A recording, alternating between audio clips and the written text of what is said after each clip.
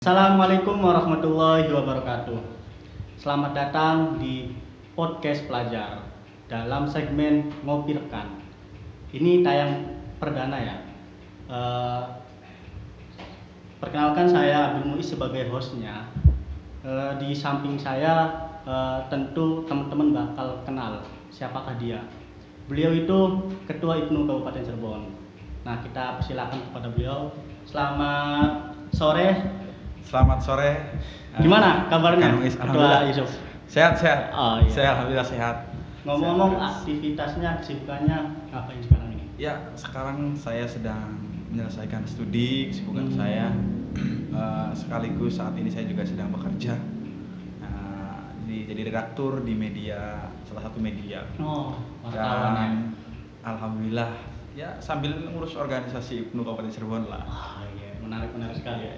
Sebagai wartawan juga sebagai Ketua IPNU Kabupaten Cirebon, menarik dan akan sangat tegang nih kalau misalkan di wawancara. Biasanya wawancara tapi nanti sebagai narasumber.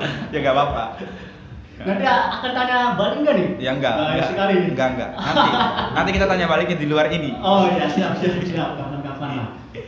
Nah, ngomong-ngomong, setelah dilantik bulan kemarin ini, tagline IPNU Kabupaten Cirebon ini apa? Bisa dijelaskan? Ya, saat ini PC IPNU Kabupaten Cirebon di masa khidmat 2021-2023 kita punya tagline transformatif dan good leader. Transformatif. Nah, ini mungkin agak sedikit sok Inggris ya, tapi sebenarnya bukan begitu.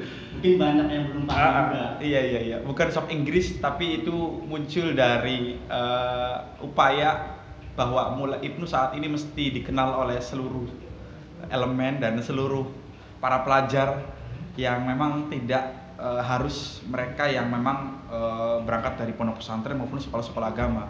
Makanya saya punya tagline yang sebenarnya ini mesti dikenal oleh teman-teman sekolah biasa, sekolah umum. Karena waktu itu memang ketika saya sekolah dulu ya, ketika saya pertama kali masih mengenal IPNU, pertama kali masih sekolah di MA Madrasah Aliyah, IPNU itu baru seakan-akan diminati hanya untuk kalangan kelompok yang aktif di dunia pesantren, yang dekat dengan katakanlah agama ya, yang jiwa religiusnya lumayan. Sementara yang teman-teman yang tidak dekat dengan begitu, IPNU kurang begitu menarik. Makanya saya mesti tagline ini harus ada yang menarik, transformatif, good leader. Ya. Iya. Artinya apa? Mau tanya artinya nggak? Mau dong, ya. Makanya perlu tanya tagline apa itu. Ya kalau yang transformatif ini jelas ini sebenarnya juga dari IPNU sendiri. Kalau kita lihat di pedoman kaderisasi IPNU itu ada salah satu paradigma kaderisasi kita itu paradigma yang transformatif. Jadi IPNU itu tidak jumud kalau dalam bahasa orang tua itu ya jumud atau stark biasa saja, tapi selalu berubah-ubah, transformatif, menyesuaikan dengan kondisi dan keadaan, perubahan zaman. Dan ini mesti harus direspon serius, jangan sampai paradigma kaderisasi transformatif itu tidak muncul oleh teman-teman IPNU. Makanya saya harus munculkan aja di tagline gitu. Sekalipun mungkin kalimat itu sudah ada di pedoman kaderisasi IPNU. Tapi mestinya kalau teman-teman baca di pedoman kaderisasi, mestinya kan nanti berpikir, oh IPNU-nya transformatif, berarti harus ada perubahan dong. Dan sesuai konteksnya. Nah itu makanya saya munculkan aja, walaupun sebenarnya sudah ada di pedoman kaderisasi. Nah kalau good leader ini muncul dari kepemimpinan yang menurut saya organisasi bisa akan baik ketika setiap individunya merasa menjadi pemimpin. Bagi saya begitu. IPNU akan besar, IPNU akan menjadi menarik ketika setiap orang yang ada di dalamnya itu merasa menjadi pemimpin, bukan saya pemimpinnya. Pemimpin saya itu hanya sebagai simbolis organisatoris secara struktural. Tapi kalau tiap pengurus itu merasa menjadi pemimpin, maka berbeda cara berpikirnya. Artinya dia punya tanggung jawab yang luar biasa, dia punya tanggung jawab baik pada dirinya maupun terhadap program kerja yang akan dia lakukan. Good leader itu yang pertama, arti yang pertama. Arti yang kedua, saya ingin membawa IPNU layaknya demokrasi yang dibawa oleh Soekarno di awal-awal pemerintahan. Ini penting. Iya, jadi ketika kalau saya melihat IPNU ini belum secara otomatis bisa melakukan kapitalisasi anggota yang jumlahnya banyak. Kenapa? Ketika contoh saat ini pimpinan pusat saat ini sedang fokus terhadap program namanya Back to School. Teman-teman yang di bawah pada tahu nggak Iya, betul. Nggak tahu ya, kadang-kala nggak tahu. Nggak tahu. Ini makanya good leader mesti harus dilakukan. Arti yang pertama tadi perspektif saya soal tiap individu. Nah yang kedua, Ibnu harus mulai menjadikan kepemimpinannya sebagai terpimpin yang baik. Ini penting. Contoh saat ini pusat lagi sekolah, harusnya saya merespon. Saya harus merespon. Berarti saya harus ada program kerja yang memang harus ke sekolah gitu. Nah, emang hal ini sebenarnya sudah terjadi di instansi pemerintahan ya. Misalkan saat ini Pak Jokowi sedang fokus penanganan pandemi, maka kan yang dibawa itu fokus semua penanganan pandemi yang nasionalnya. Selebihnya otonomi daerahnya tetap menyesuaikan dengan kondisi yang ada di daerah. Nah, tapi harus ada sesuatu yang memang itu menjadi prioritas utama di pengurusan dari atas sampai bawah. Nah, itu yang kemudian harus saya munculkan. Berkaitan juga sama struktur ya, atasnya. Jadi transformative leader melakukan perubahan sesuai dengan konteks zaman dan baik secara individu sebagai kepemimpinan dan sebagai yang terpimpin dari ke arah pusatnya ya. Nah, kalau memang kita sudah tahu transformative leader untuk mewujudkan itu, bagaimana sih? Apakah perubahan zaman itu ke arah yang lebih baik atau lebih buruk? Apakah kepemimpinan itu hanya sementara atau nantinya itu gak bisa jadi pemimpin lagi? Apakah kayak contoh misal dalam sepak bola, awalnya peringkat pertama, sementara ini misal karena kalah terus jadi di akhir, jadi peringkat terakhir. Contoh saja misal kayak Arsenal. Tapi ini masih maksudnya apa ini? Arsenal ini. Kebetulan saya fans Arsenal. Tolong jangan sebut Arsenalnya ya. Nah, justru itu makanya ini untuk sementara kita harus punya visi. Nah, kita juga perlu tahu visi PC IPNU Kabupaten Cirebon untuk melakukan perubahan, untuk menjadikan kader sebagai pemimpin dan bisa terpimpin ke arah pusat itu visi misinya apa? Kalau visi secara umum saat ini saya memasukkan visi yang ada di muatan IPNU, yaitu terbentuknya pelajar NU yang bertakwa kepada Allah Subhanahu Wa Taala, yang memiliki kompetensi, upskilling dan profesional. Jadi visi saya itu saya menggabungkan visi utama bertakwanya, kemudian saya tambahi dengan proses upskilling, kompetensi dan profesional. Ini menarik. Jadi ketika itu saya pernah bekerja ya. Waktu itu saya bekerja di Panwascam. Saya sebagai staf badan koordinasi pengawalan dan tindak pidana ketika ada pelanggaran pemilu waktu 2018 waktu itu. Nah, saat itu teman-teman Panwas, ketua Panwas itu nyari anak IPNU yang punya kompetensi di A, kompetensi di B. Memang bicaranya hukum waktu ya, hukum administratif dan punya kemampuan secara individu yang memang dia sebagai pengawas dan punya keprofesionalan tinggi gitu. Nah, ternyata waktu itu seluruh anggota yang ada di kecamatan saya waktu itu nggak ada satupun yang katakanlah punya kemampuan profesional gitu. Dianggapnya kerja-kerjanya kerja ikhlas lagi kayak di organisasi gitu. Padahal kalau di Panwas itu kan ya ada fee-nya kan. Ketika nyari anggota itu lama banget. Oh, ternyata tidak hanya itu terjadinya, itu banyak sekali teman-teman saya yang bekerja ketika ada peluang saya nyari anak IPNU susah. Ada kerjaan di sini nyari yang punya kemampuan ini susah. Punya ini susah. Berarti ada yang salah dari organisasi, bukan ada yang salah, ada yang sebenarnya kurang harus dilakukan perubahan menurut saya. Hanya dalam melakukan perubahan itu harus punya jiwa kompeten ya. Benar sekali. Jadi teman-teman pelajar ini kan teman-teman yang berusia sangat katakanlah punya produktivitas dan dia akan ada di fase ambigu itu nanti.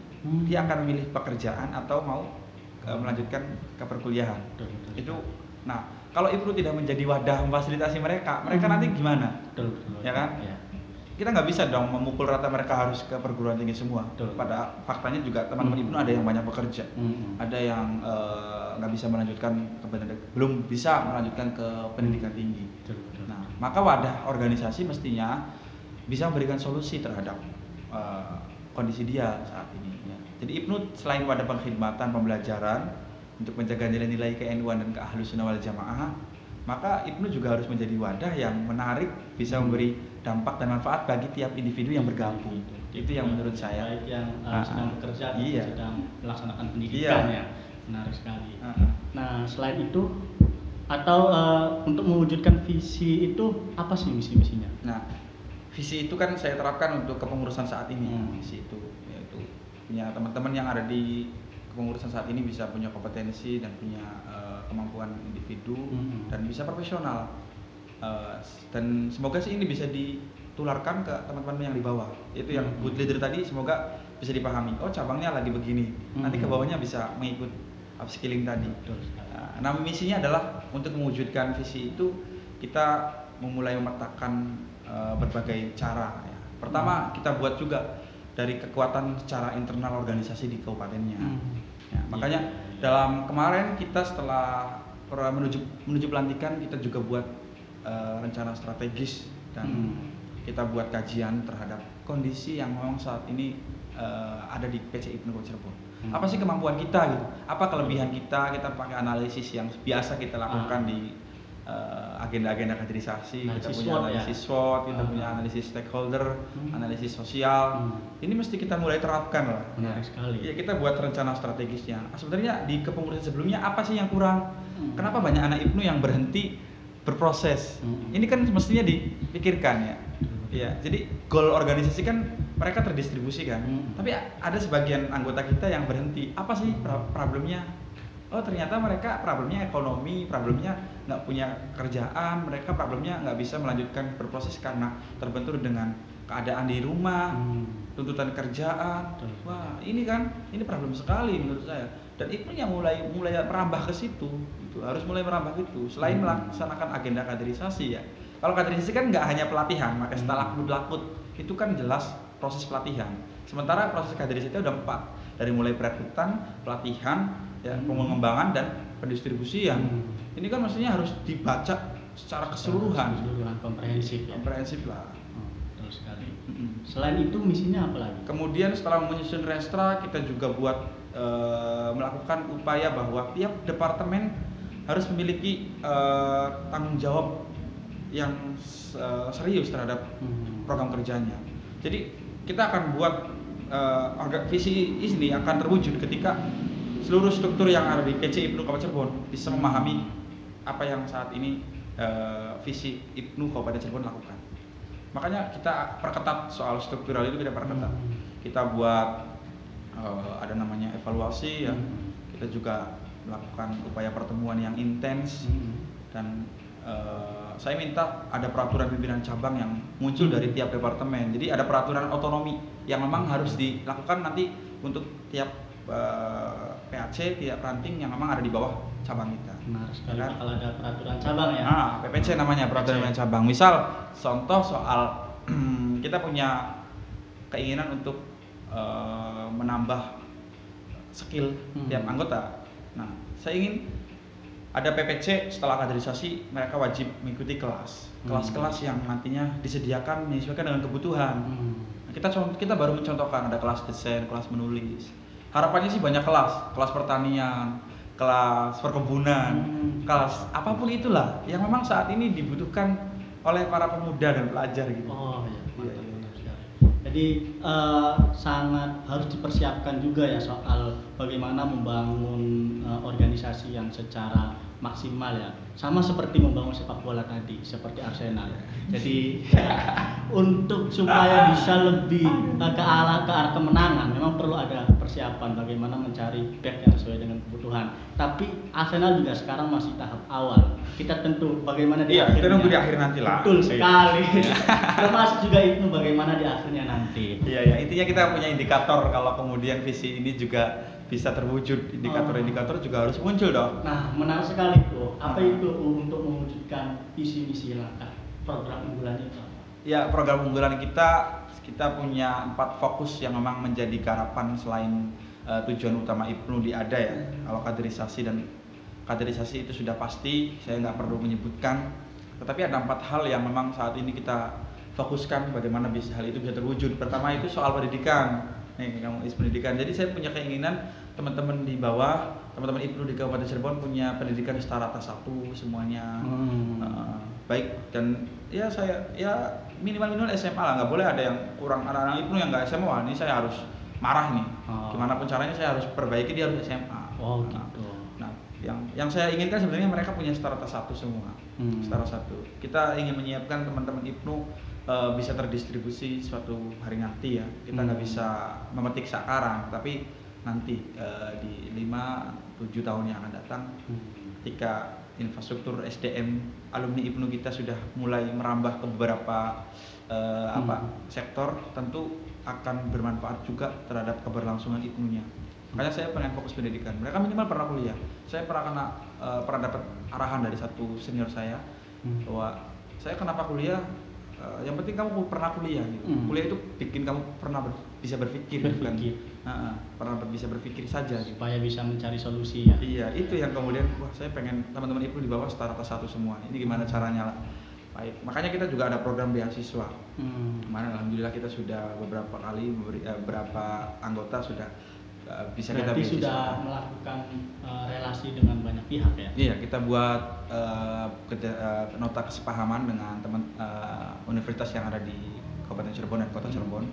Ya, kalau kita tawarkan bahwa IPNU punya anggota yang belajar dan teman-teman ada yang secara ekonomi menengah ke bawah dan tapi punya keinginan belajar yang tinggi.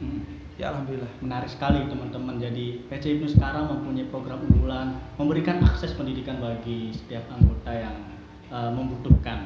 Nah, boleh bisa dijelaskan selain itu apa? Selain itu kita juga punya fokus digitalisasi IPNU itu yang saat ini teman-teman digandrungi ini ada podcast pelajar NU Cirebon ya. Menarik sekali ini. Ini mewah kan, ya, iya. Sawah. Karena kebetulan di sampingnya itu lapangan bola. Iya. Ini sebenarnya salah satu ejawantah digital IPNU saja, bahwa IPNU harus mulai serius terhadap perkembangan zaman sekarang. Ya, kadang-kala nggak serius, kadang-kala nih ngomongnya jangan gendrongin, ayo kita siapkan kader-kader yang punya SDM tinggi. Lupa, kalau proses digital ini sangat cepat. Kamu pakai Android versi apa? Kamu guys? Tergantung. Ini ya. Tahun 6-8 bulan lagi Android sudah terbaru, iOS sudah terbaru. Artinya apa? Zaman begitu cepat. Sementara kalau organisasi jalan di tempat ya udah habislah sudah kita.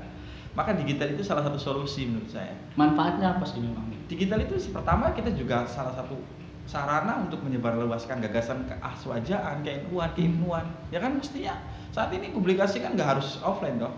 Apalagi saat pandemi begini kan. Ya mestinya digital yang menjadi salah satu cara IPNU itu untuk tetap eksis gitu. Jadi digital siarnya itu bukan hanya di darat tapi juga di udara. Ya gitulah kira-kira. Jadi dulu itu kalau dulu IPNU itu masangin bendera kalau buat acara. Sekarang cukup pamflet aja yang nge-share 1.000 orang. Itu udah lebih baik. Iya, itu artinya harus masih serius gitu. Fasilitas sarananya untuk mencapai digitalisasi IPNU ya siapkan ruang kreasi kita, kodes belajar, websitenya, dan kita siapkan teman-teman yang supaya bisa. Makanya tadi saya katakan ada kelas menulis, kelas desain, kita juga siapkan itu. Perlu perangkat ya, buat ya. Iya, kita siapkan lah. Itu harus mulai serius soal digital itu. Sesekali kita juga buat gerakan hashtag lah, jangan cuman hashtag nggak menarik. Lebih baik kita buat hashtag apa IPNU. Apalah ya, kanton, ya terserah kan. Kondisi yang ada di Cirebon aja gimana. Sekali. Apalagi selain itu? Selain itu kita juga salah satunya akan fokus ke lembaga ekonomi dan kewirausahaan bekas ini sebagai kalau kata Kang Said, saya mengutip kata-katanya Kang Said sebenarnya. Jadi waktu itu ada Kang Said ketua PBNU ya. Ketua PBNU. Jadi waktu itu saya masih unyu-unyu ya di PC IPNU itu 2016. Saya ikut hadir di agenda pelantikan PCNU. Waktu itu Kang Said ceramahnya begini. Warga Nahdlatul Ulama itu sangat kuat secara amaliyah, secara fiqh, secara harakah, tetapi sangat lemah. Saya lupa bahasa Arabnya, tapi yang saya ingat begini. Ya, beliau mengatakan yang lemah adalah al-muhadarah, ekonomi, finansial. Lemah sekali. Emang apa pentingnya sih ekonomi sendiri bagi keberlangsungan PCI Kabupaten Cirebon? Tentu kalau kita bicara ekonomi sangat luar biasa dan IPNU juga belum bisa sebenarnya untuk membuat wadah ekonomi yang besar dan memang mempunyai dampak yang besar. Tapi minimal kita menyiapkan teman-teman yang berjiwa entrepreneur lah. Kita punya cara berpikir usaha. itu karena solusi pengangguran saat ini juga, cek aja pengangguran kita di Cirebon aja itu nomor 11 tertinggi se-Jawa Barat. Waduh. Itu artinya apa? Usia berapa yang pengangguran? Itu umur 20 sampai 28 tahun. Itu usia apa? Usia Ibnu. Sama pelajar ya, Usia Ibnu banget. Iya, usia Ibnu usia banget. Ibnu. Mestinya Ibnu juga merespon bahwa kondisi kita kalau pengen memperbanyak kader kita, solusinya ngasih dong. Iya, Nah, ternyata betul. solusi pengangguran itu cuma satu. Ya, munculkan usaha-usaha baru, entrepreneur. Maka lekas kita juga harus diseriusi gitu. Lembaga ekonomi dan kewirausahaan dan koperasi kita yang ada di PC Ibnu itu harus mulai ada serius. Bahwa ini contoh bahwa organisasi juga bisa, walaupun belum bisa memberi multiplier efek, efek yang luar biasa, belum bisa. Tapi minimal muncul, wah kader itu harus mulai berusaha. Nggak ada uang ya, usaha apa gitu. Sekarang dunia sudah digital ya kan. Saya dulu masih ingat, saya tuh pernah nganggur 2 tahun. Jadi ceritanya waktu awal-awal sempet kuliah, nganggur juga Pak Ketua PC Ibnu. awal-awal kuliah itu nganggur ya. Jadi awal kuliah saya benar-benar pusing untuk membiayai kuliah saya. Betul kuliah saya itu nggak ngomong sama orang tua. Orang tua tuh taunya saya ya Ibnu aja gitu. Gitu. Kuliah lah. Jadi waktu itu saya nganggur. Saya mikirnya apa ya? Bagaimana saya bisa kuliah dan saya tetap bisa ngurus Ibnu ya. Saya jualan apapun. Teman-teman bisa cek ke teman sahabat saya. Ada Kustano, saya tuh ngejualin apapun. Saya tukang COD, tukang COD apapun jualan. Iya, jadi teman-teman yang mau jual lewat saya. Saya pernah jualan motor, jualan mobil, jualan laptop, HP. Semua saya tekuni. Bahwa yang penting saya bisa bertahan ngurus Ibnu dan kuliah waktu itu awal semester itu. Justru melalui Ibnu sendiri jadi ekonominya itu semakin ditopang ya. Karena kita akan cari solusinya sendiri gitu. Iya. Benar sekali. Selain ekonomi apa? Selain ekonomi kita juga punya fokus pertama yang keempat adalah fokus mengenai sekolah tadi yang kita berangkat dari back to school yang digagas oleh pimpinan pusat Ibnu. Nah, kita pengen sekali buat event yang memang nanti kita guide para pelajar. Jadi fokus program dan untuk mencapai visi itu kita akan fokus terhadap dunia persekolah ya, dunia persekolahan. Kita harap sih nanti kita bisa buat pelatihan yang menggabungkan dan bekerjasama dengan teman-teman OSIS yang di sekolah-sekolah swasta, sekolah negeri.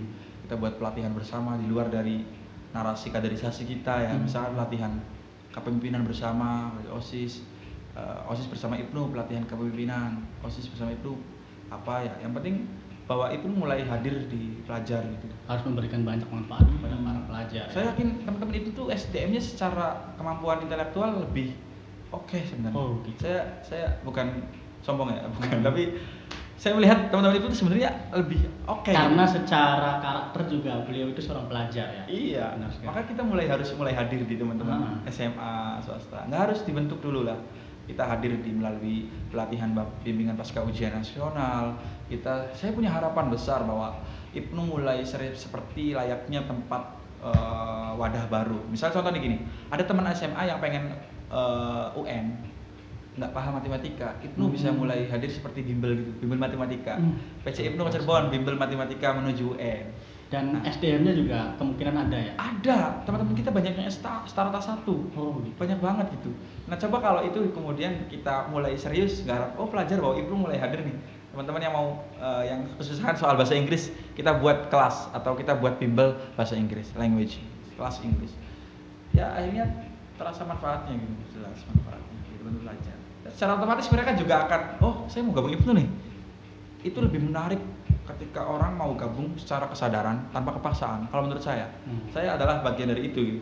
Saya bukan, keluarga saya ya NU ya, secara kultur NU lah. Tapi yang fokus ke struktural kayaknya cuma saya. Itu karena saya ada ketertarikan terhadap Ibnu waktu itu. Ada yang tidak saya dapatkan di pondok pesantren, di teman-teman sekolah, teman-teman teman bermain. Saya didapatkan di Ibnu. Apa itu? Yang pengalaman dan saya merasa SDM saya cepat sekali beranjak gitu ketika teman-teman itu. Karena kita semuanya dilatih.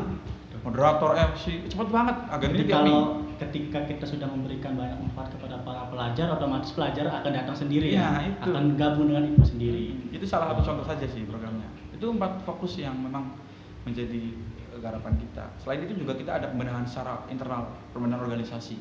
Yang kelima itu kita akan seriusi soal klasterisasi dan akreditasi sekaligus database anggota kita yang ada di Kabupaten Cirebon. Kita akan siapkan program unggulan TOO namanya. TOO, Training of Organizing. Kita siapkan. Yang ngurus organisasi itu mulai harus bisa gimana sih cara ngurus organisasi itu. Sementara yang sering dilatih cuma kaderisasi, ya kan? Mereka dituntut untuk menjadi anggota, menjadi kader. Sementara untuk ngurus organisasi nggak disiapkan. Betul sekali ya. Cara membuat administrasi, cara komunikasi ke ini hanya sebatas materi ketika agenda kaderisasi. Tidak ada cara buat laporan keuangan, ya. Cara mengajak, cara bentuk yang sebenarnya sesuai. Nah, kita harus siapkan. Kita akan siapkan infrastruktur untuk menuju akreditasi PAC, PK, ranting melalui awalan, karena ini awalan. Targetnya, goalnya kita sudah bisa melakukan akreditasi ke bawah. Mana PAC yang punya akreditasi A, maka dia layak melakukan kajian segini. Misalkan kajian keilmuannya 8 kali, kajian keaswajaannya 9 kali. Dan dia harus melakukan perekrutan anggota sebanyak segini. Jadi akreditasi itu akan menjadi tolak ukur. Ketika PAC ini akreditasinya A, berarti PR-nya segini loh. Ada perbedaan antar PAC. Nah, itu sebenarnya dari pusat kita akan seriusi. Justru mendorong program pusat sendiri itu ya. Itu kan memang sudah disahkan setahu saya di Konbes waktu di Lampung. Di organisasi itu ya kita akan coba seriusi dan kita akan melakukan pelatihannya dulu, menyiapkan menuju itu. Kita siapkan pelatihannya namanya TOO. Nanti untuk dalamannya, untuk lebih dalam spesifik nanti kita bincang bersama wakil ketua sama departemennya ya. Bidang organisasi nantilah. Ya. Begitu teman-teman, ternyata ada 5 unggulan yang akan digarap oleh PC IPNU Kabupaten Cirebon. Dimulai dari pendidikan, IPNU harus bisa memberikan akses bagi para pelajar yang membutuhkan untuk melanjutkan perguruan tinggi. Ada juga ekonomi untuk menopang kemandiriannya ya. Ada digitalisasi media atau media digital, bahwa sekarang tantangannya itu di era digitalisasi, bahwa IPNU itu harus hadir juga di udara supaya bisa diketahui oleh banyak orang. Ada juga klasterisasi atau akreditasi ya. Akreditasi juga back to school supaya itu memberikan banyak manfaat. Nah, ya begitu ya. Terima kasih sebelumnya atas kedatangannya di podcast yang sangat mewah ini. Mepet sawah ya. Mepet sawah, sangat mewah lah. Mudah-mudahan jangan sampai awalnya saja nih. Jangan sampai awalnya peringkat pertama nanti di akhirnya peringkat. Bener, berarti saya sering sampaikan, yang susah itu bukan terlalu bersemangat. Yang susah itu menjaga semangat. Menjaga semangatnya ya. Saya nggak pernah terlalu bersemangat. Saya selalu jaga semangat saya. Yang penting husnul khotimah. Kalau memang di awalnya itu ada kendala, bisa jadi nanti banyak evaluasi ya. Terutama kayak seperti Arsenal sendiri sekarang lagi tengah berevaluasi. Saya yakin ini ngomong Arsenal terus ya. Ini menarik sekali karena teman-teman itu senang bola. Tapi saya yakin Arsenal sebagai tim yang tangguh, punya kemampuan, punya kemandirian ekonomi yang tinggi dan akan banyak terus berevaluasi dan berevolusi ya.